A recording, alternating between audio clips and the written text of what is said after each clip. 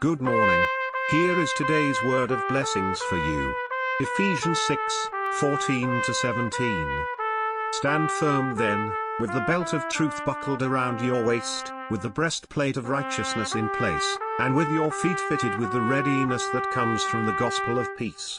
In addition to all this, take up the shield of faith, with which you can extinguish all the flaming arrows of the evil one. Take the helmet of salvation and the sword of the Spirit, which is the Word of God. Today's title is Spiritual Warrior. Rome started from a small city-state. But it became the first world empire in Western civilization. It expanded its territory in all directions. With the vast territory, it conquered and expanded. Indeed, all roads leads to Rome. Romans could proudly say Rome to the world and world to Rome. What had made Rome so great? Multiple factors must have contributed to the greatness of Rome.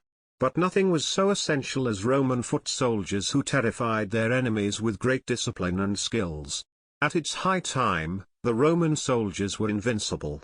They were revered and respected both by all other armies and by civilians.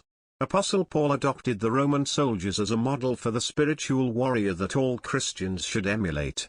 The first picture in today's passage shows a profile view of Christian warriors standing firm against the attack of the devil.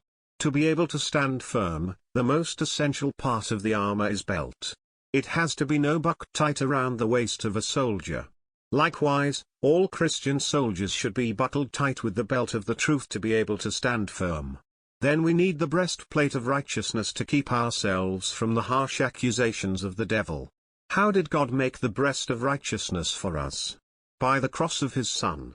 Whether it actually has the sign of the cross on it doesn't really matter. What matters is whether we have his blood in our hearts. At the foot, we have the shoes fitted with the gospel of peace.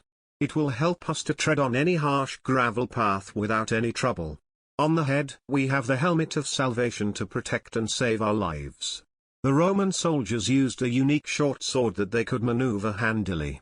They destroyed countless enemies with the sword. God gave us his word that is living and active and as sharp as the two-edged sword. Christians can cut off any spiritual enemies with it as Jesus did it when the devil tempted him. In addition to all of this, God provides us with the shield of faith. With the shield, we can extinguish all the flaming arrows of the evil one. Do you have this full armor of God? God has prepared all perfectly for you. You can just put it on and take it up. You will surely become more than a conqueror.